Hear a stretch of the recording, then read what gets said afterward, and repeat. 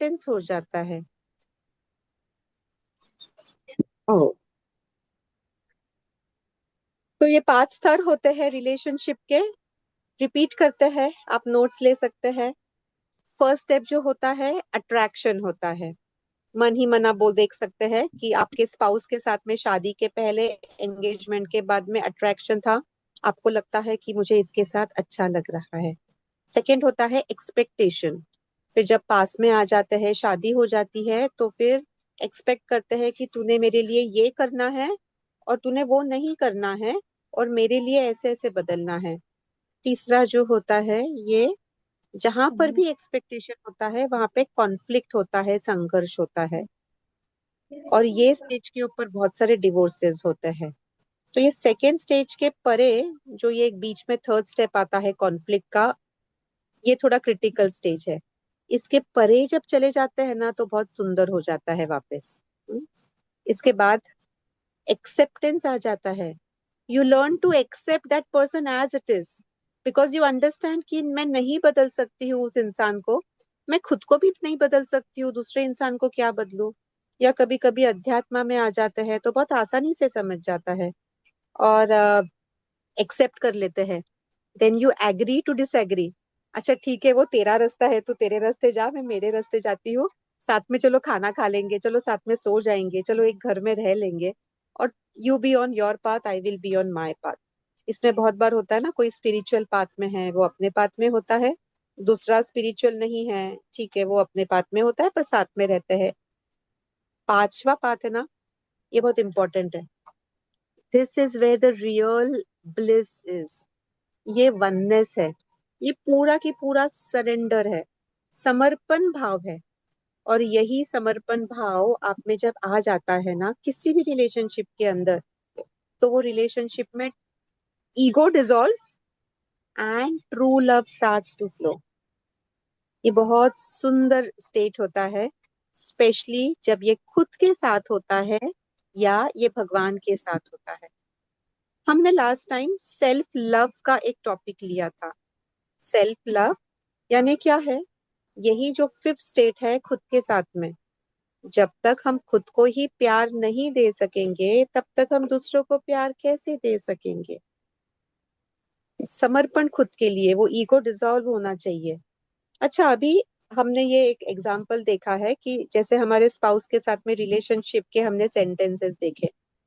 अभी खुद के साथ में जो रिलेशनशिप होता है उसके लिए देखिए। सबसे पहले क्या होता है खुद के साथ में का रिलेशन, पता है कब होता है? कब शुरुआत कब होती है? बहुत सारे लोग तो कभी कभी देह छोड़ देते हैं, खुद के साथ रिलेशनशिप करते ही नहीं है। हो ही नहीं पाता है खुद के साथ का रिलेशनशिप। बहुत बहुत लोग मैंने देखे हैं। खुद के साथ का रिलेशनशिप कब होता है? जब एक लेवल की विजडम आती है, एक नॉलेज, एक ज्ञान अर्जित करते हैं, एक विजडम आती है, हमारी ऊर्जा बढ़ती है। तब हम समझते हैं कि ओ, मुझे उस इंसान के जैसे बनना है। हम किसी से इंस्पायर हो जाते हैं, हम किसी से मोटिवेट होते हैं, किसी को हम हमारा आइडल समझते हैं। कि बचपन में क्या होता था, देखिए कॉलेज में जब जाते थे ना, तो एक आधी हीरो हीरोइन अच्छी लगती थी और उसके जैसे बनना होता था। मेरे को वो हीरोइन के जैसा ड्रेस करना है। आउटर लेवल पे, थिंक बहुत फिजिकल सरस है। लेवल, सुपरफिशियल लेवल के ऊपर हम लोग फॉलो करते थे। पर अभी जब हम डीपर जाते हैं, तो डीपर हमें पता है क्या है? शरीर, इंद्रिय, मन, बुद्धि, आत्मा, ये स्टेजेस है। डीपर लेवल में हम जाएंगे, तब हम आत्मा के लेवल पे जाएंगे, तब हम जानेंगे मुझे उस इंसान के जैसे आनंदित होना है, प्रसन्नित होना है। हमेशा दैट इंसान, वो हमेशा कैसे खुश रहता है, हमेशा मुझे भी बनना है। तो ये क्या हो गया? आकर्षण। 5 स्टेप्स वापस वही हो गए हमारे, 5 स्टेप्स सेम रहते हैं। पहला क्या था? अट्रैक्शन। खुद के लिए भी वो एक अट्रैक्शन होता है, उसके जैसा बनना है। That person will, you will get attracted and you will expect, I want to be like that, I want to be perfect. ऐसा ही चाहिए, वैसा नहीं चाहिए, ये गलत है, वो सही है।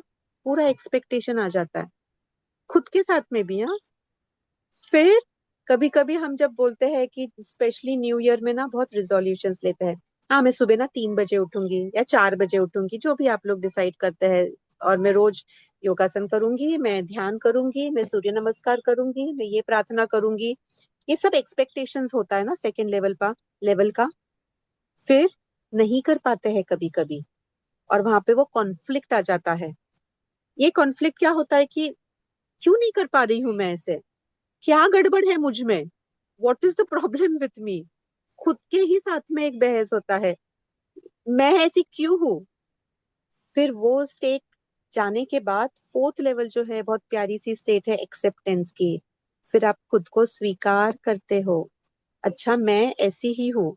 वो दूसरा इंसान वो चीज कर पा रहा है, वो उसका लाइफ पाथ है, उसकी जर्नी है, और जरूरी नहीं है कि वो मैं ऐसे कर पाऊँ, क्योंकि मैं अलग हूँ और मेरी लाइफ जर्नी अलग है, मेरे प्रारब्ध कर्म अलग है। तो law of the universe will be different for me, my law of Karma is different. Last, समर्पण, सरेंडर, वननेस विद गॉड। खुद के अंदर जो दिव्य ज्योत है, जो आत्मा स्वरूप स्थित है, उसी के साथ में समर्पण होके वो एक जीव हो जाता है। That is what oneness is. That is where ego dissolves, love flows. तो भगवत गीता का एक श्लोक आता है, दूसरे अध्याय का 7वां नंबर का ये श्लोक है, जो कि बहुत ही ज्यादा इम्पोर्टेंट है। ये इम्पोर्टेंट वैसे इसलिए है क्योंकि ये अर्जुन ने बोला है, कृष्ण ने नहीं। नॉर्मली आप देखेंगे तो पूरी गीता कृष्ण ने ही बोली है, पर ये जो 7वां नंबर का श्लोक है जो अर्जुन ने बोला है, उसके बाद एक्चुअल गीता शुरू हुई। तब तक भगवान कृष्ण ने कुछ सजेशंस नहीं दिए कृष्ण को, सॉरी, अर्जुन को। कृष्ण भगवान तब तक बस सुन रहे थे। पर अर्जुन ने ये जो श्लोक बोला, ये जो सेंटेंसेस बोले और इसमें जो भाव व्यक्त हुआ, उसके बाद ही गीता कही गई थी। दैट मीन्स आपके जीवन में जब आप इस भाव में आ सकेंगे, तब आपके जीवन के लिए जो गीता है वो आपके जीवन में ऑटोमेटिकली आ जाएगी, उतर जाएगी आपके लिए। हम्म, समझिए इसको, थोड़ा डीपली समझिए।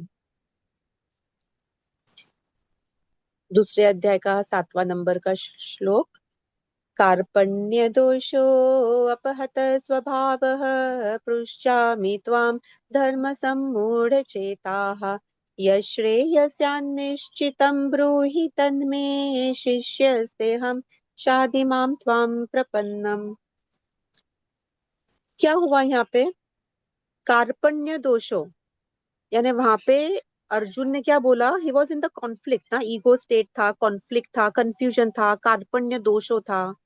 उसने बोला ना कार्पण्य दोषो, कायरता का दोष मेरे स्वभाव में आ गया है, मैं समझ नहीं रहा हूँ सही क्या है गलत क्या है। तो क्या था यहाँ पे, कॉन्फ्लिक्ट था, है ना। हमने जो 5 स्टेजेस देखे, अट्रैक्शन, एक्सपेक्टेशन, कॉन्फ्लिक्ट, तो यहाँ पे कॉन्फ्लिक्ट क्लियरली दिख रहा है हमें। सो ये कॉन्फ्लिक्ट आ गया, कार्पण्य दोषो अपहत स्वभाव पृश्चामि त्वाम धर्म सम्मूढ़ चेता।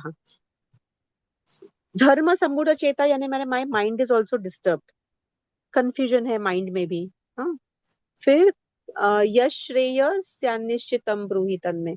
यश के लिए अच्छा मार्ग क्या है ये मुझे बता, यानी मेरे लिए what is good for me. Again that question comes ना, मेरे लिए अच्छा क्या है। एंड एंडिंग में सरेंडर भाव आ गया, जो हमने 5th स्टेट बोला था ना सरेंडर का।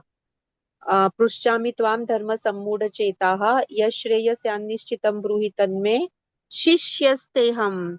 शिष्य हो गया हूं मैं आपका, ये अर्जुन बोल रहे हैं कृष्ण को कि मैं आपका शिष्य हो गया हूँ। और शादी माम त्वाम प्रपन्नम यानी I surrender to you. Once you surrender to God, he will take care of you. जो 5th स्टेट है हमारा, समर्पण या सरेंडर, तो ये आ गया। तो ये हम गीता के माध्यम से भी समझ पा रहे हैं, ये अलग अलग जो स्टेजेस है हमारे रिलेशनशिप के, ये किस तरीके से हम इन्हें अम, समझेंगे अगर, तो हम हमारे जीवन में आसानी से इन्हें अप्लाई कर सकेंगे। Most of the problem if you have, वैसे देखने के लिए आप देखेंगे ना तो ये रिलेशनशिप का हो सकता है। जैसे अगर आपका खुद के साथ का रिलेशन अच्छा नहीं है तो क्या होगा? फिजिकल हेल्थ प्रॉब्लम होगा। अगर आपका फाइनेंस के साथ में रिलेशनशिप अच्छा नहीं है तो मनी प्रॉब्लम होगा, फाइनेंसेस। और किसी इंसान के साथ में रिलेशनशिप अच्छा नहीं है तो डायरेक्ट रिलेशनशिप प्रॉब्लम आएगा। हेल्थ वेल्थ रिलेशनशिप, मेजरली सारे मेजर प्रॉब्लम्स यही तीन कैटेगरी में आते हैं, हेल्थ वेल्थ रिलेशनशिप। और फिर हायर लेवल के ऊपर आता है relationship with God and yourself. That's such a higher level, जहाँ पे बेसिक लेवल हम लोग पार कर लेते हैं। हाँ, तो भगवान के साथ में जो रिलेशन है, सेम सेम चीज के सरेंडर कर देंगे तो वो ऑटोमेटिकली हमें he will take care of us. और बहुत सारे श्लोक गीता के हैं जो भगवान बोलते हैं, you just surrender to me, I will take care of you. मैं तेरे सारे पाप धो दूंगा, पर तू विश्वास तो रख मुझ में। सरेंडर टू मी, है ना, पर कर ही नहीं पाते। दुख में याद आते भगवान, सुख में नहीं याद आते। सुख में अगर याद आए होते, ये कबीर जी का बहुत अच्छा दोहा था, हाँ। दुख में सुमिरन सब करे, सुख में करे ना कोय। सुख में सुमिरन जो करे, दुख का है को होए। सुख में जो अगर भगवान को याद करेगा तो दुख क्यों होगा? दुख होने का कारण ही ये है क्योंकि आप भगवान को भूल गए हैं। तो उसकी याद दिलाने के लिए ऐसी सिचुएशन आपके जीवन में वो कुछ लाता है कि आपको वो याद आ जाए। जैसे हमने गीता के वो श्लोक में देखा था ना, 18वें अध्याय का 14 नंबर का जो श्लोक था, अधिष्ठानाम तथा कर्ता करणम च पृथक्विदम विविधाश्च पृथक चेष्टा दैवम शैवात्र पंचमम। यानी शरीर, इंद्रिय और हमारे शरीर, सोल, आत्मा और इंद्रिय, ये तीन चीज चाहिए। चौथी पांचवी चीज कौन सी है? कि हमारे पुरुषार्थ चाहिए, और पांचवी चीज है दैवी शक्ति चाहिए, दैवी कृपा चाहिए हम पर। ये पांच चीजों से सारे कार्य हमारे जीवन में होते हैं। तो देखिए, यहाँ पे दैवी कृपा एक बहुत इंपॉर्टेंट चीज है। और अगर हम उसे याद रखेंगे हमारे सुख के समय में तो दुख आएगा ही नहीं। पर हम भूल जाते हैं उसे।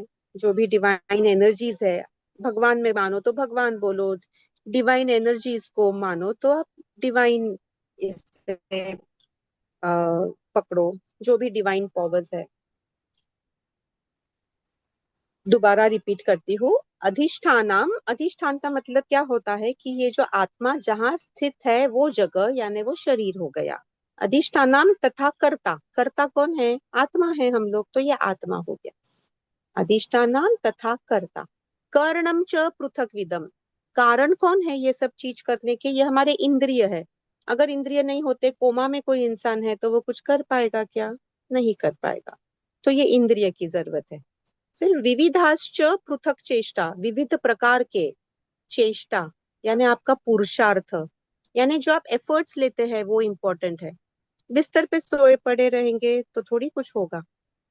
आपके जीवन में अगर आपको कुछ घटित करना है तो आपको कष्ट करने पड़ेंगे, एफर्ट्स लेने पड़ेंगे, कार्य करना पड़ेगा, उठना पड़ेगा, चलना पड़ेगा। और फिर दैवी शक्ति, दैवम चैवात्र पंचमम, यानी दैव च एव पंचमम, ये उसका तोड़ शब्द है।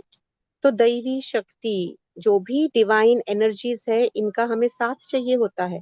जैसे आपने बहुत बार देखा था कि कभी कोई ब्रिज बांधता है, बिल्डिंग बांधता है, अर्थक्वेक आता है, गिर जाता है।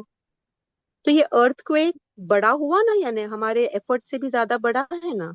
नेचर जो है, या भगवान जो है, भगवान क्या है? भ ग व न, हमने देखा था, भ से भूमि, ग से गगन, व से वायु, अ से अग्नि, न से नील, पंचमहाभूत। अगर अर्थक्वेक आ गया तो हम यहाँ पे कुछ भी करें, कितना भी एफर्ट ले, nothing is going to stand. वो नेचर का डिवाइन फोर्स है, तो उसकी कृपा हम पर चाहिए। Right, so that is again our relationship with the divine.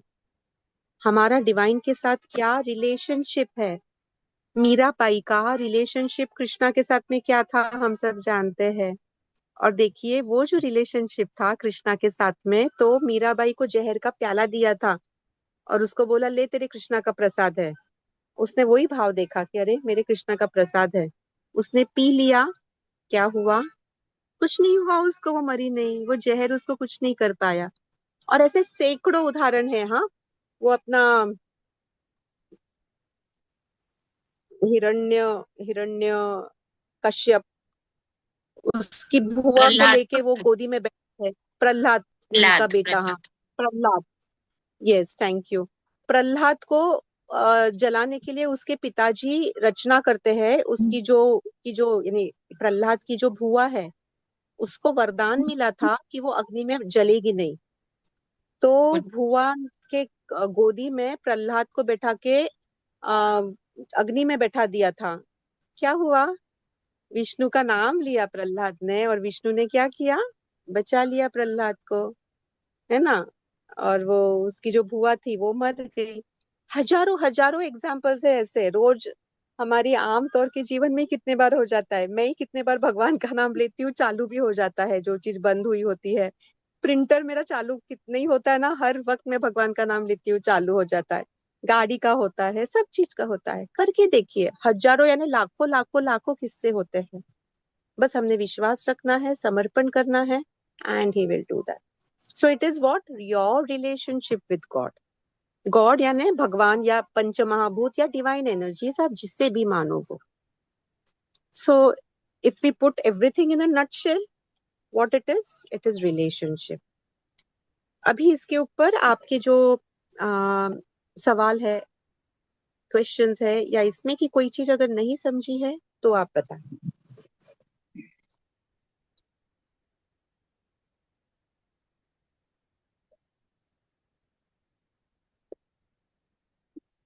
तो सबको समझ गया? मंजूश्री दी। ये वंदना जी का आवाज दिख रहा है मुझे। जी जी, मैं ही हूँ। तो हाँ, इन दिखती पांचों दिखती को हम अपनी, जैसे मेरे हेल्थ चैलेंजेस रहते, तो हेल्थ के पॉइंट ऑफ व्यू से कैसे अंडरस्टैंड करें? Very nice question. हमारे ग्रुप में सेकंड हाईएस्ट मार्किंग जो मिले हैं वो हेल्थ चैलेंजेस है लोगों को। तो हम हेल्थ पॉइंट ऑफ व्यू से इसका थोड़ा और गहराई में देखते हैं। तो वंदना जी, हम थोड़ा गहराई में देखते, चलेगा ना? जी बिकॉज ये सभी लोगों का, सभी यानी I think 23 people had voted for health problem and health issues. तो हम इसे थोड़ा गहराई में देखते हैं।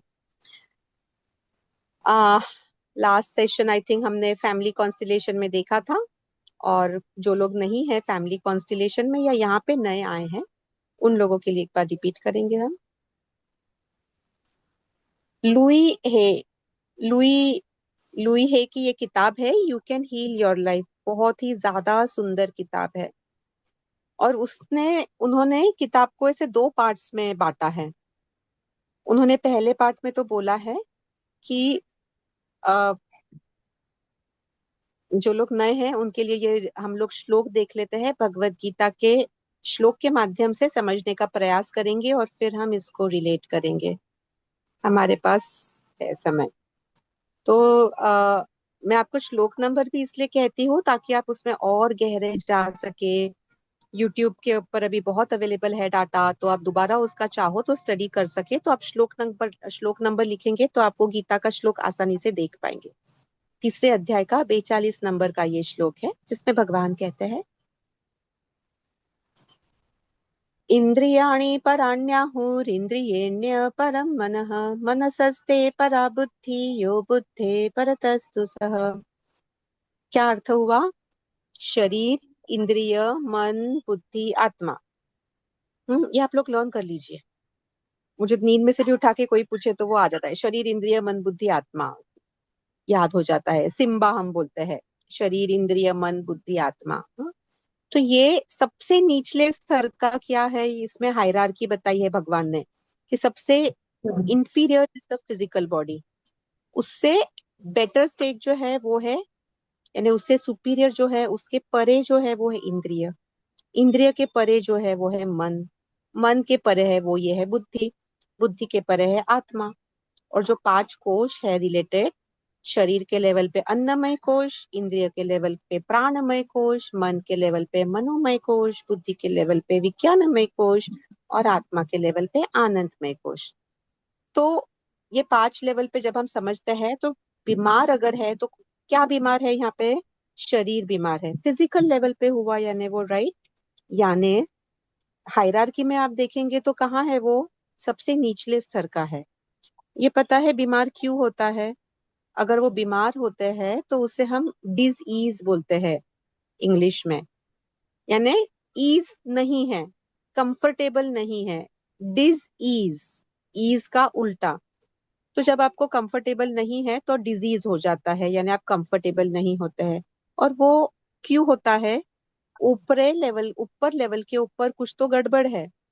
और वो जो गड़बड़ है, क्योंकि आप वहां पे ध्यान नहीं दे रहे हैं, आपके बुद्धि को, मन को, इंद्रिय को, क्योंकि आप ध्यान नहीं दे रहे हैं, तो फिर एंडिंग में आपके शरीर को आपको बोलना पड़ता है कि please pay attention to me, I need you. Your body is telling you, your soul is telling you, your buddhi, intellect, and mind is telling you, please do me a favor and please look at me. That is what even self love does, you know.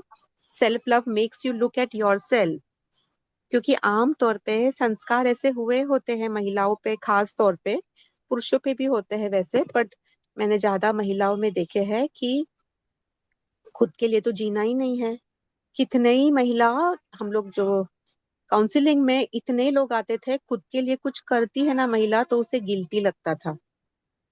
उसको सिखाया ही वैसे गया था, उस पे upbringing ऐसे हुआ था कि दूसरों के लिए जीना है, पति के लिए, पहले तो माँ बाप के लिए जीना है, फिर पति के लिए जीना है, सास ससुर के लिए जीना है, फिर बच्चों के लिए जीना है, फिर बच्चे के जो भी स्पाउस रहेंगे उनके लिए जीना है, उनके बच्चे होंगे जिंदा रहेंगे तो उनके वो पर पोते या पोतों पोतियों के लिए जीना है, और अगर जिंदा रहेंगे और उनके बच्चे हो गए तो फिर और उनके लिए जीना है। और जब मर जाते तो फिर पता चलता है खुद के लिए तो जिए ही नहीं, या ये पता चलता है दूसरे शब्दों में कि ये जीवन जो मिला था हमें व्यर्थ डाल दिया है हमने, कुछ किया ही नहीं। क्योंकि जो इंसान खुद के लिए नहीं कर सकता है वो दूसरों के लिए नहीं कर सकता है। And in other words, if you want to give the gift to your people, your loved ones, the best gift that you can give to your loved ones is the best version of yourself. आप जिनसे प्यार करते हैं उन्हें अगर आपको तोहफा देना है तो सबसे बढ़िया तोहफा क्या है उन्हें देने के लिए? आपका खुद का सबसे अच्छा वर्जन आप उन्हें देंगे तो वो उनके लिए सबसे बेस्ट गिफ्ट रहेगा, क्योंकि वो भी आपको प्यार करते हैं ना। और अगर वही आपने सुंदर बना दिया तो उन्हें ज्यादा खुशी होगी ना। दूसरा चीज हम देखते हैं कि अगर आप आ, ऊपर ऊपर सुपरफिशियल लेवल के ऊपर देखते हैं कि अच्छा आपको अंदर से ना गुस्सा आता है, और वो आप बोलते हैं कि नहीं मैं तो इनसे प्यार करती हूँ, शादी में नए नए रहते हैं, मैं गुस्से को दबा देती हूँ, और दबा देते हैं, तब आप व्यक्त नहीं करते हैं, पर वो अंदर दबावा रहता है। एक बार होता है, दो बार होता है, 10 बार होता है, होते जाएगा, बीच में क्या फिर होगा? फूट जाएगा, वोल्केनो इरप्शन हो जाएगा। और वो जो वोल्केनो इरप्शन इतना डेंजरस होगा ना कि ये जो पहले वाले जो भी सिचुएशंस थे ना, जहाँ पे शायद हानि होती पर ज्यादा नहीं होती, पर क्योंकि वो दबी हुई थी, दबी भी थी, प्रेशर उसके ऊपर बढ़ गया था, और फिर वो प्रेशर से बाहर आता है तो बहुत ज्यादा हानि पहुंचाता है। इसलिए गुस्से को दबाना नहीं है। इसका मतलब ये नहीं है कि लोगों को गुस्सा करना है, इसका मतलब ये है कि गुस्सा आना ही नहीं चाहिए, उसका उगम स्थान को आप खोज लो। एक श्लोक याद आ गया है, वो बोल के हम लोग इस ये आंसर पे वापस आते हैं। ये क्वेश्चन मुझे याद है फिजिकल बॉडी का, पर क्योंकि गुस्सा भी एक बहुत इंपॉर्टेंट टॉपिक है तो वो भी हम देखते हैं। अगेन आप ये श्लोक नंबर लिख सकते हैं, दूसरे अध्याय का 62 एंड 63 नंबर का श्लोक है, जिसमें भगवान कहते हैं, ध्यायतो विषयान् पुंसां सङ्गस्तेषुपजायते सङ्गात् सञ्जायते कामः कामात् क्रोधोऽभिजायते क्रोधात् भवति असा सम्मोहः विद्युतचा अभ्यास व्हायला पाहिजे काय भ्रमः स्मृतिभ्रंशात् बुद्धिनाशो बुद्धिनाशात् प्रण। बुद्धिनाशात प्रणश्यति। तो क्या बोल रहे भगवान? ध्यायतो विषयान् पुंसां, अगर आपकी आसक्ति रहेंगी, डिजायर्स रहेंगे ना ऐसे, मुझे ये चाहिए, मुझे वो चाहिए, तो क्या होगा? उसके कारण आपको ध्यायतो विषयान् पुंसां संगस्तेषु उपजायते, उसके कारण ऐसे आसक्ति हो जाएगी। संग ध्यायतो विषयान् पुंसां संगस्तेषु उपजायते, संगात् संजायते कामः। फिर उसके कारण काम यानी लस्ट क्रिएट होगा। कामात संजात, सॉरी मुझे बीच में से नहीं याद आता है। है किसी के पास खुला हुआ? कामात् क्रोधोऽभिजायते। कामात कामात् क्रोध जाते, फिर वो काम क्रोधोऽभिजायते। यानी आपका जो लस्ट है वो अगर पूरा नहीं होगा तो क्या होएगा? क्रोध उत्पन्न होगा। फिर क्रोध आने के बाद क्या होगा? क्रोधात् भवति सम्मोहः, सम्मोह होगा। सम्मोहा स्मृति विभ्रम, स्मृति है, मेमोरी है, उसका लॉस हो जाएगा। स्मृति भ्रंशात बुद्धि नाशो, बुद्धि का आपका नाश हो जाएगा।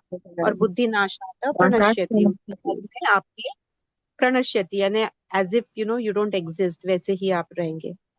जेल में मैं सत्र लेने जब जाती थी ना, 3 साल रेगुलरली जाती थी, तो वहां के सब लोगों ने ये 5 मिनट या 2 मिनट का जो क्रोध आया था ना, उसमें कुछ कर दिया और उसके कारण जेल में अभी चक्की पीस रहे जैसे। तो वो किसी को मारना नहीं चाहते, पर क्रोध के ऊपर, क्रोध के कारण क्या हुआ? खुद पे कंट्रोल नहीं था, इंद्रिय पे कंट्रोल नहीं था, और फिर किसी को मार दिया और वो मर ही गया यानी। और ये भी जेल में है। सो ऐसे बहुत सारे किस्से होते हैं। तो हमें बेसिकली हमारे ही इंद्रियों पर हमें किस तरीके से काम करना है क्रोध के हिसाब से, वो भी हम देखें। So coming back to the question of physical level पे क्या होता है, तो देखिए एंगर की हम बात कर रहे थे और फिजिकल लेवल की बात कर रहे हैं। ये दोनों के बारे में बात करने वाला एक बहुत अच्छा सेइंग है। इंग्लिश में बोलते हैं anger is like an acid, it will destroy the container in which it is kept. यानी गुस्सा एसिड के जैसे है, जिसके अंदर वो एसिड आप रखेंगे वो ही खराब हो जाएगा। आपके अंदर ही अगर आप गुस्सा रखेंगे तो कोई और को तकलीफ नहीं होगी, आपको ही तकलीफ होगी। इसलिए आपको आपका जो गुस्सा है उसको अंदर नहीं रखना है, उसको निकाल देना है। Let go, just let go, and this is the best time to let go. So physical level की हम लोग बात कर रहे थे। अभी हमने देखा तो ये माइंड को, हमारे मन में जो गुस्सा आता है, तो ये मन है यहाँ पे, ये 5 लेवल के अंदर 3 लेवल पे है। तो मन का गुस्सा जो है, वो जो गुस्सा आता है या मन में जो भी हमें भावनाएं आते हैं, उसका प्रभाव हमारे शरीर पे होता है। और हमने जो किताब बोली थी you can heal your life, उसके अंदर लुई हुए ने 2 पार्ट्स बनाए हैं। फर्स्ट पार्ट तो उन्होंने सब एक्सप्लेनेशन दिया है। सेकेंड पार्ट में बाकायदा फिजिकल प्रॉब्लम अगर आपको कुछ है तो उसका मेंटल कारण उन्होंने बताया है। जैसे अगर किसी को कॉन्स्टिपेशन है तो कॉन्स्टिपेशन का ये फिजिकल प्रॉब्लम हो गया। उसके पीछे का मेजर प्रॉब्लम पता है क्या है? Because you are still holding on to the grudges, to the hurt, to the pain, and you can't let go. And if you can't let go at the mental level, then even at the physical level your body doesn't let go of the things that it should let go. Sorry, हम हिंदी में बात करते हैं। अगर आपका मन, जो भी आपको दुख दर्द हुआ है या जो भी किसी से आपको गिल्ले शिकवे शिकायत है, वो अगर पकड़ के रखता है, उसको छोड़ता नहीं है, तो क्या होगा? आपका शरीर भी है ना, वो आपके मैल को, शरीर के अंदर के मैल को पकड़ के रखेगा, वो जाने नहीं देगा। तो what is the physical body of constipation showing, telling you कि मेंटल लेवल को क्लीन कर दो, जस्ट लेट इट गो। और ये अगर आप I really don't know, allopathy के जो कुछ नाम होते हैं वो नाम दवाई आप लेंगे तो उससे क्या होगा? फिजिकल लेवल के ऊपर काम करेगा वो, पर मेंटल लेवल पे नहीं करेगा, तो वो लॉन्ग टर्म नहीं होगा। और कोई भी एलोपैथी की दवाई ये हमें पूरी तरीके से हील नहीं कर पाती है। कुछ लैक्सेटिव्स होते हैं, कुछ अलग और दवाइयाँ होते हैं, कुछ अलग अलग और थेरेपीज होते हैं। तो यस, ये फाइबर्स भी होते हैं, इसबगोल होते हैं, कुछ Cremaffin something. Yes, yes. So ultimately what is your physical body telling you? Please give me attention and understand my mental being. तो जैसे हमने कॉन्स्टिपेशन का देखा कि आपका कॉन्स्टिपेशन ये सिर्फ एक इंडिकेशन है कि मेंटल लेवल पे you have to let go things. तो everything is your relationship with yourself, because आपने खुद के साथ और खुद को आपने अहमियत नहीं दी है। अगर आपने खुद को अहमियत दी होती, now comes the important thing, okay, यहाँ पे ध्यान दीजिए। अगर आपने खुद को अहमियत दी होती और अगर आप ये समझे होते ना कि अरे मुझे ठीक है, किसी ने कुछ बहुत तकलीफ दी है, और यहाँ पे ना एक शब्द यूज करते हैं, excuse me for using that language, but मुझे वो याद आता है अभी, यहाँ पे मैं हूँ भी ना ये तपोवन में, तो वो बोलते हैं अरे भाड़ में जाए वो। हाँ, ऐसे मत यूज करिए लैंग्वेज, पर खुद को पहले हील करने के लिए यूज कर लिया, खुद के लिए कोई बात नहीं, तो पहले खुद को हील कर लीजिए। और अगर आपको गुस्सा है किसी के लिए, किसी ने आपके साथ कुछ बुरा बर्ताव किया भी है, होगा उसके पीछे कुछ आपके ही पूर्व प्रारब्ध होंगे, और वो प्रारब्ध के कारण पिछले जन्म में आपने उनको तकलीफ दिया होगा, तो इस जन्म में वो वापस आपको तकलीफ देने के लिए आपने ही एग्रीमेंट किया था, और वो वापस से आपके जीवन में वो तकलीफ आई है जो आपने पिछले जन्म में उसको दी थी। तो that is your relationship with that person which is coming back. हाँ, तो ये जब आप समझ जाएंगे कि आपने उसको तकलीफ दी थी, वही वापस आने के लिए आपने एग्रीमेंट किया है, वो आपका सोल एग्रीमेंट था, और इसलिए आप इस जन्म में भुगत रहे हैं, तो आप जिम्मेदारी ले लेंगे कि उसने मुझे पेन दिया है, तो ठीक है, मैंने कुछ किया होगा। आप पास्ट लाइफ रिग्रेशन में भी ये देख सकते हैं, फैमिली कॉन्स्टिलेशन के अंदर भी आप पर्सनल सेशन लेते हैं तो उसमें भी देख सकते हैं।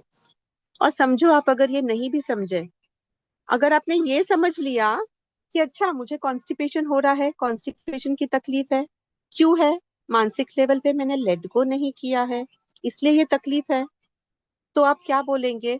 अच्छा, उसने जो किया है वो भाड़ में जाए, उसने जो भी किया होगा, आई जस्ट फॉरगिव हिम। क्यों? Not because he deserves the forgiveness, but I deserve to let go.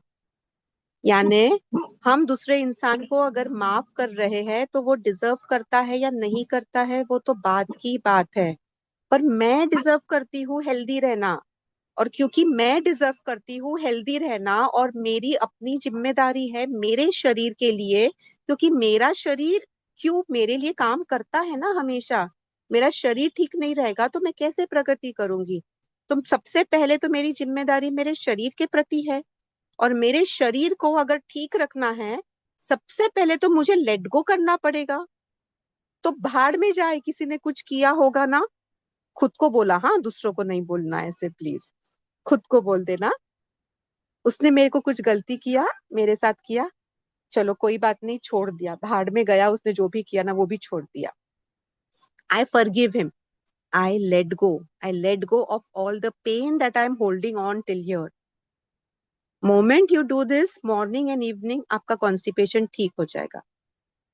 So that is the relationship of your physical body with your mind, and mind, body, soul that works in unison. आपका शरीर, मन और आत्मा ये एक साथ में काम करता है, और इनका जो रिलेशनशिप होता है एक दूसरे के साथ में, ये कनेक्टेड है। हमारा पूरा लाइफ ये होलिस्टिक है, जो हमने फर्स्ट डे भी देखा था। तो इसलिए हमको बिट्स एंड पार्ट्स में काम करके नहीं चलेगा, हमें हॉलिस्टिकली काम करना है।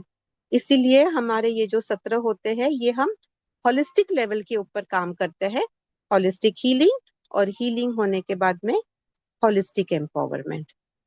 So I hope now that answers your question. And Vandana ji had asked this question. Vandana ji ने जी ये question था, पर ये सभी का ही क्वेश्चन सभी के लिए एप्लीकेबल है। तो हमने ये थोड़ा डिटेल में लिया है, और अभी अगर आप कुछ पूछना चाहते हैं तो आप बता सकते।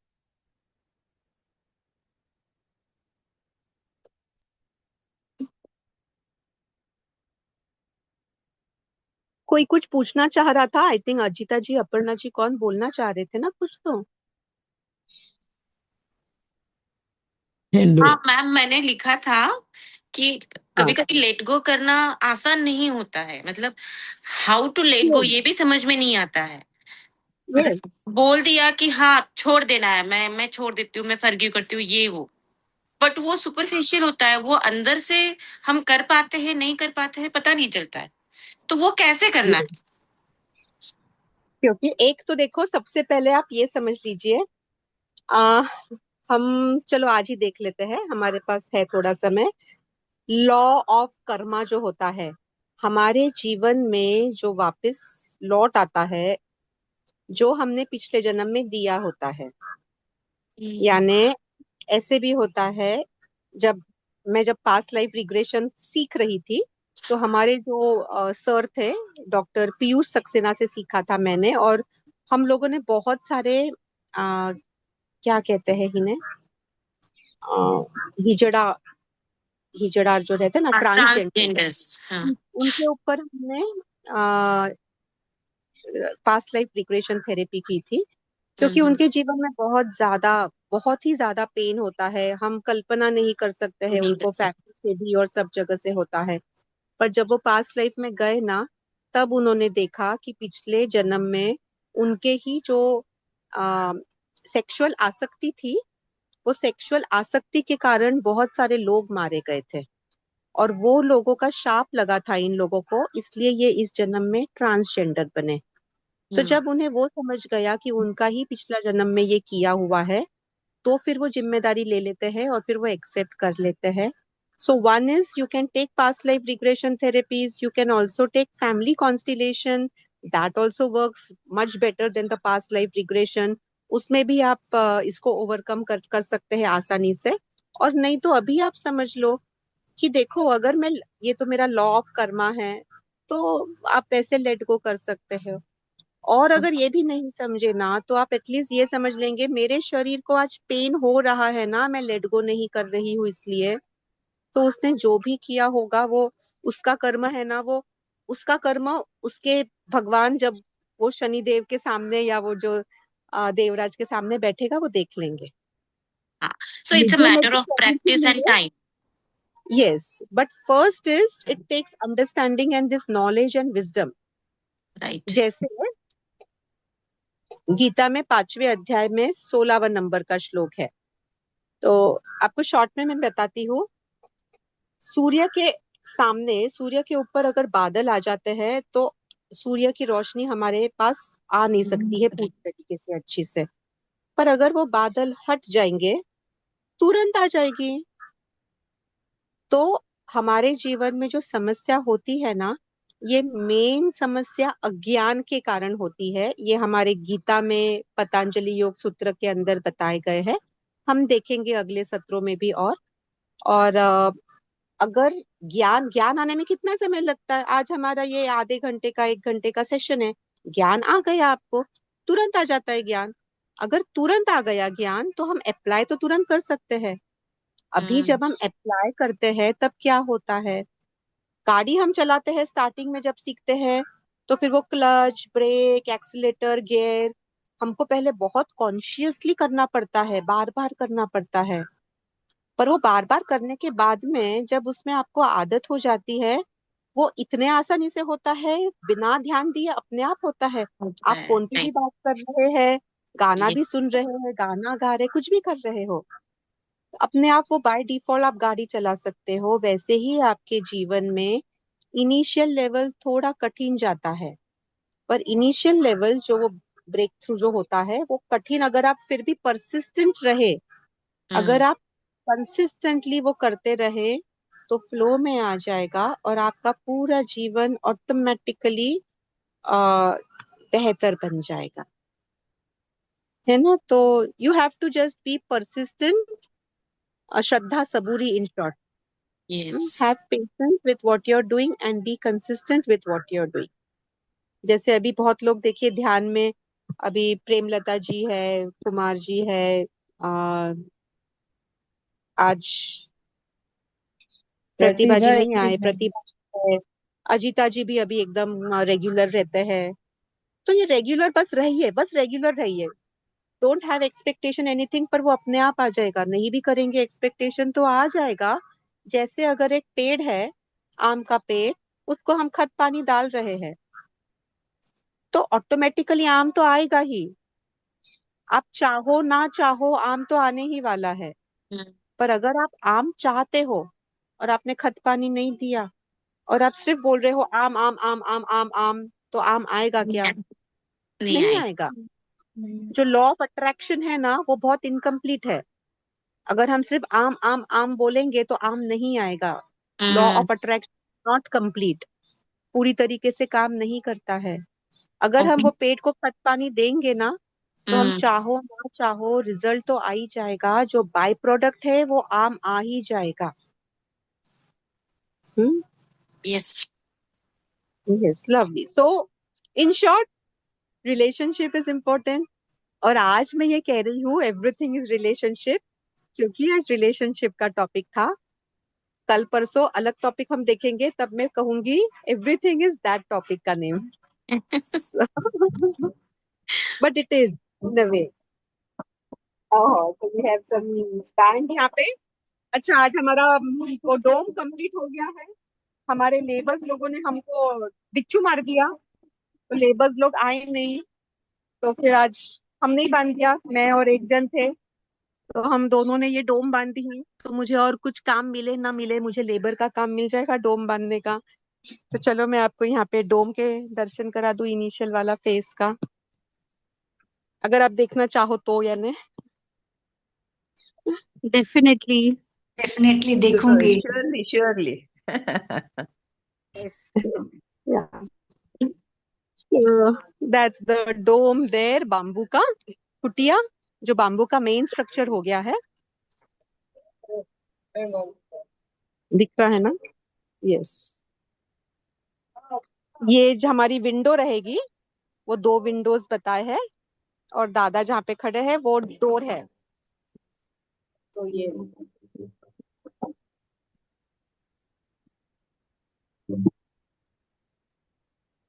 कोई तो ड्रम बढ़िया बजा रहा है। बढ़िया हुआ है।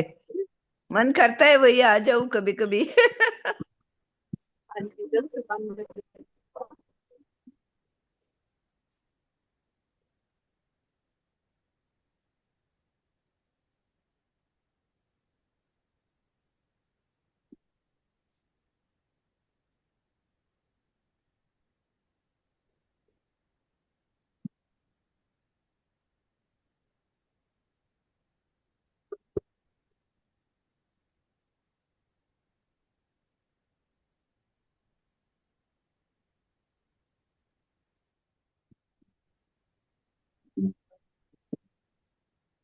तो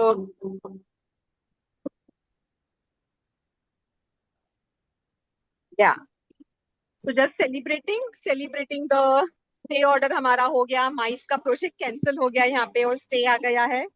सो थोड़े छोटे मोटे सेलिब्रेशंस ऐसे होते रहते हैं। अभी आएंगे और लोग। मैम मेरा एक ओके, क्वेश्चन है। हाँ बोलो बेटा, थोड़ा जोर से बोल दो। हाँ, अ, मेरी आवाज ठीक आ रही है? हाँ आ रही है। यहाँ पे वो बैंड बाजा चल रहा है ना, तो थोड़ा जोर से बोल दो। ओके। तो रिलेशनशिप्स में मैम आपने बोला कि सेल्फ से भी रिलेशनशिप देखना चाहिए कि अच्छा है कि कैसा है। हाँ तो अब मैं अपने साथ हाँ रहती हूँ तो मुझे तो बहुत अच्छा लगता है, लेकिन क्या वो एक्चुअली में सही है रिलेशनशिप? लाइक आजकल जैसे when I can see today's people youth, तो वो अपने रूम में अपना फोन के साथ मस्त हैं, बिजी हैं। और हमारे साथ बहुत बार ऐसा होता है, तो मम्मी पापा तो परेशान रहते हैं, पर हम तो खुश हैं अपने सेल्फ रिलेशनशिप में। 1 मिनट। सबसे पहले फोन के साथ में अगर बैठते हैं तो वो खुद के साथ का रिलेशन नहीं है, वो फोन के साथ का रिलेशन है। वो आपके सोशल मीडिया के साथ का रिलेशन है। एंड दैट इज हाँ एब्सोल्युटली, अगर आप थोड़ा ज्यादा डिटेल में जानेंगे ना, तो ये सोशल मीडिया हमारे बच्चों का बहुत ज्यादा, सबसे ज्यादा हानिकारक आज अगर कुछ है तो ये सोशल मीडिया है, ये इंटरनेट है, जो हमारे बच्चों को और हमको भी, बहुत सारे लोग इससे इतने एडिक्टेड हो गए हैं। सबसे घातक एडिक्शन कोई है तो ये इसका है। That is not your relationship with yourself. और अगर आप ध्यान में बैठोगे ना, खुद बैठो कमरे में, कुछ मत रखो, फोन नहीं रखो, खुद सिर्फ ध्यान में बैठो, तो आपको अंदर से ही इतनी अलग प्रकार की शांति मिलेगी। और वो शांति आपके घर वालों को भी उसका प्रभाव दिखेगा, और वो भी आनंदित होंगे, क्योंकि आप ही आनंदित हो जाएंगे अंदर से। जैसे Okay. एक अगर नींबू है मेरे पास, नींबू को जब मैं काटूंगी तो उसमें से एक रस निकलेगा निकलेगा, और वैसे ही एक मेरे पास में मीठा आम है, उसको काटूंगी तो उसके अंदर भी रस निकलेगा। नींबू का रस खट्टा रहेगा, आम का रस मीठा रहेगा, right? पर अगर मैंने आम को गुस्से से काटा और मैंने नींबू को बहुत प्यार से काटा, बताओ। रस तो वैसा ही रहेगा। यस, बहुत बढ़िया। उसके अंदर का जो रस है वो उसका, नींबू का अगर कड़वट है, खट्टा है, तो वो आप उसको प्यार से भी काटेंगे तो उसका गुण धर्म नहीं बदलेगा, वो उसके अंदर के गुण हैं। वैसे ही आपके भीतर अगर प्यार रहेगा तो बाहर प्यार ही निकलेगा। आपके भीतर शांति रहेगी तो बाहर शांति ही निकलेगी। आपके अंदर अगर गुस्सा रहेगा और अगर आप उसको दबा देंगे और नाटक भी करेंगे, या लोगों के सामने, बहुत लोग हैं तो नाटक करना पड़ता है उनके सामने, ऐसे बहुत लोगों का रहता है, कभी शो ऑफ के लिए करना पड़ता है, तो नाटक भी अगर करेंगे दिखाने का, कभी ना कभी वो ज्वालामुखी के स्वरूप में निकलेगा और वो बहुत ज्यादा हानि पहुंचाएगा। तो आपके भीतर क्या है वो इम्पोर्टेंट है। और अगर भीतर, अगर आप अकेले रहते हो, ध्यान करो, मोबाइल मत रखो, टीवी मत रखो, हाँ, तो I ma'am, think you got your, did you get your answer? Hello ma'am. Perfect ma'am, beautifully, beautifully. नमस्ते गुरु गुड। मैम। हाँ, हाँ, नमस्ते, बोलो अभिषेक। मैं ये कह रहा था, आप बोल रहे थे कि गुस्सा मतलब अ, थोड़ा जोर से बोलो, यहाँ थोड़ा बैंड बाजा है। मैं ये पूछ रहा था फिर गुस्सा निकालना कैसे, अगर निकालना भी है तो, क्योंकि अगर कुछ अंदर दबा हुआ है तो उसको लेट गो भी तो करना चाहिए ना मैम। एंड क्योंकि चलो, समटाइम इट्स नेसेसरी कि नहीं क्या, कुछ रिलेशन हील करने के लिए नहीं क्या, एक बार अगर वो निकल जाए तो नहीं क्या, तब मिसअंडरस्टैंडिंग क्लियर हो जाती है ma'am. Sometimes it necessary, I think so, चलो, इन मैं आपको रिलेशनशिप। तरीका बता रही हूँ, सुन लो, समझ गई मैं क्वेश्चन। सुन लो आंसर। इसको अगर आपको निकालना है, इसी प्रकार के एक जंगल में जाइए, सुनसान जगह में चले जाइए, एक पत्थर ले लीजिए, और आपको जो भी लगता है एक इंसान के प्रति गुस्सा होगा, समझ लीजिए वो पत्थर, वो गुस्सा, वो इंसान है, उसको आपको मारना है, बोलना है, ठोकना है, काटना है, जो भी करना है सब उसके ऊपर कर दो। चिल्ला लो, चीख लो, रो लो, जो भी करना है कर लो, निकल जाएगा, शांत हो जाओगे, वापस से शांत होके घर पे आ जाओ। बहुत ज्यादा आसान है एक्चुअली। हमने जीवन को कॉम्प्लिकेट किया है, इतना कॉम्प्लिकेटेड नहीं है जीवन। अगर हम थोड़ा समझेंगे जीवन को तो बहुत ही ज्यादा आसान है।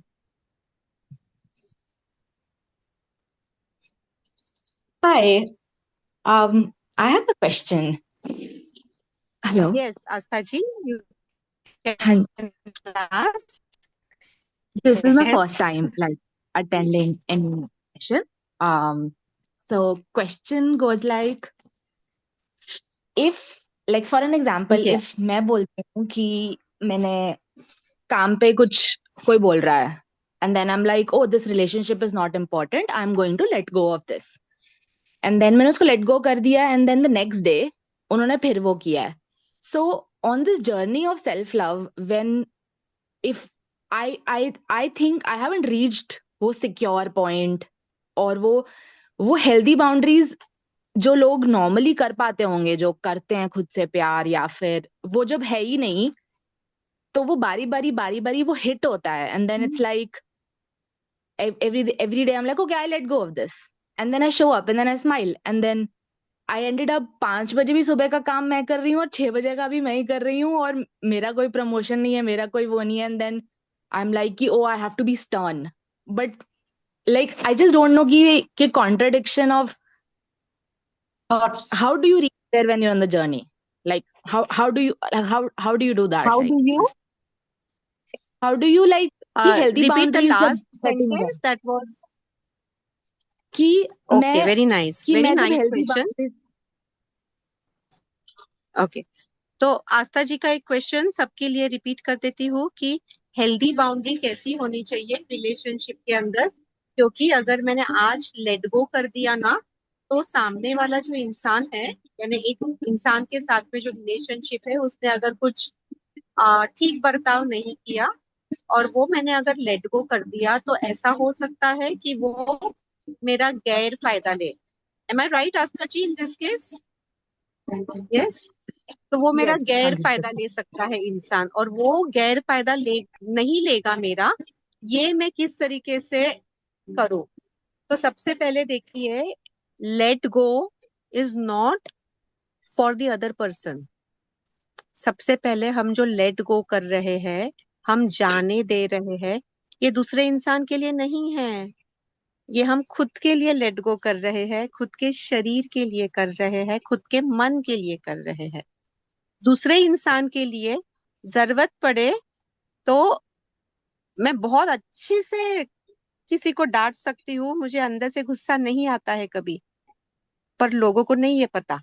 लोगों को मैं इतने अच्छे से डांट सकती हूँ, तो मैं नाटक कर सकती हूँ डांटने का, बिकॉज ये एक इम्पोर्टेंट सेंटेंस है, सब लोग लिख लीजिएगा।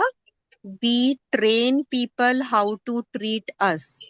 हम लोगों को ट्रेन करते हैं कि उन्होंने हमारे साथ किस तरीके का व्यवहार करना चाहिए, और अगर हम सामने वाले इंसान का मिसबिहेवियर जो है, गलत प्रकार का जो भी वो बिहेव करता है, वो माफ कर देंगे तो वो करता ही रहेगा। तो you don't have to take his misbehaviour, okay? You have to stand, you have to say no. जरूरत पड़े तो उसको मारो, ठोको। गुस्सा नहीं भी अंदर से आया तो नाटक कर लो। गुस्सा आए तो कोई बात नहीं है। जैसे मुझे अगर गुस्सा नहीं भी आता है, मैं तो बहुत बहुत अच्छे से नाटक कर सकती हूँ, एंड लोग डरते हैं, यहाँ पे भी लोग अच्छे से डरते हैं। So I can do that. उसमें जो लगे वो कर लो। Hope Okay. That answers Okay. Your question now. It did. Thank you. Thank you. Yes, yes, lovely. So इसी के ऊपर हम हमारे जीवन में अभी होमवर्क ले लीजिएगा सभी लोग। आपके जीवन में आपको जहां जहां रिलेशनशिप के इश्यूज है, वो आपने लिखना है एंड ग्रुप के अंदर पोस्ट करिए। और अगर ये सेशन आपको किस तरीके से वो रिलेशन आपका उस व्यक्ति, वस्तु या परिस्थिति से डील करने के लिए हेल्प कर रहा है, ये सेशन के बाद आपको क्लैरिटी आ जाएगी, आप अप्लाई कर सकेंगे। तो वो first is what problem you have, second is how you are dealing with that. पहला लिखना है कि आपको क्या समस्या है अलग अलग रिलेशनशिप्स में। सेकंड कॉलम में लिखना है कि उसको आपने किस तरीके से ट्रीट किया है, आप किस तरीके से उसे लेट गो कर रहे हैं। और अगले सेशन में हम देखेंगे, इसको आगे ले जाएंगे। अभी हम लोग प्रार्थना से समाप्ति करेंगे, और कल हमारा इसी के ऊपर डिस्कशन रहेगा रिलेटेड टू द रिलेशनशिप। आपके सारे जो क्वेश्चंस है, इसके ऊपर हम लोग चर्चा करेंगे कल। तो क्वेश्चंस आंसर जो नहीं किया है, जो होमवर्क नहीं कर रहा है, वो कल के सत्र में नहीं आ पाएगा, शामिल नहीं हो पाएगा। तो आपके जीवन में आप अप्लाई करेंगे ना, तो ही आपको इसका लाभ होगा। अप्लाई करिएगा। प्रार्थना से समाप्ति करेंगे। प्रार्थना मुद्रा, प्रार्थना भाव, कृतज्ञ भाव, गहरी लंबी सांसें लेकर शुरू करेंगे। ओम सर्वे भवन्तु सुखिनः, सर्वे सन्तु निरामयाः, सर्वे भद्राणि पश्यन्तु, मा कश्चित् दुःखभाग् भवेत्। ओम शांति शांति शांति। हरि ओम। नमस्ते। नमस्ते, बहुत बढ़िया। हम थैंक यू सर, धन्यवाद। Thank you Namaste. So much ma'am, धन्यवाद ma'am. Thank you. Thank you. Thank you दीदी। धन्यवाद। धन्यवाद दीदी. Thank you.